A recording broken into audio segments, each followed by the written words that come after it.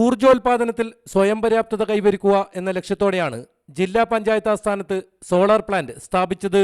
15 kilo watt ഉൽപാദന ശേഷിയുള്ള grid അധിഷ്ഠിത സോളാർ പ്ലാന്റാണ് പ്രവർത്തന സജ്ജമായത്. ജില്ലാ പഞ്ചായത്തിലെ ഉപയോഗം കഴിഞ്ഞ് ദിവസവും മിച്ചം വരുന്ന 7 കിലോ വാട്ട് വരെ വൈദ്യുതി സോളാർ പ്ലാന്റിലൂടെ KSEBിക്ക് നൽകാനാകും. കൂടാതെ ജില്ലാ പഞ്ചായത്തിന് കീഴിലുള്ള മുഴുവൻ സ്ഥാപനങ്ങളുടെയും വൈദ്യുതി ബിൽ ഇനി മുതൽ KSEBിക്ക് അടയ്ക്കേണ്ടതില്ല. ഇത് മറ്റുള്ള സോളാർ പദ്ധതികളിൽ നിന്ന് വ്യത്യസ്തമായിട്ട് സ്റ്റോറേജ് സൗകര്യമില്ലാതെ നേരിട്ട് KSEBിയുടെ ഗ്രിഡിലേക്ക് കൊടുക്കുന്ന ഒരു സംവിധാനമാണ് ഇതിനുള്ളത്.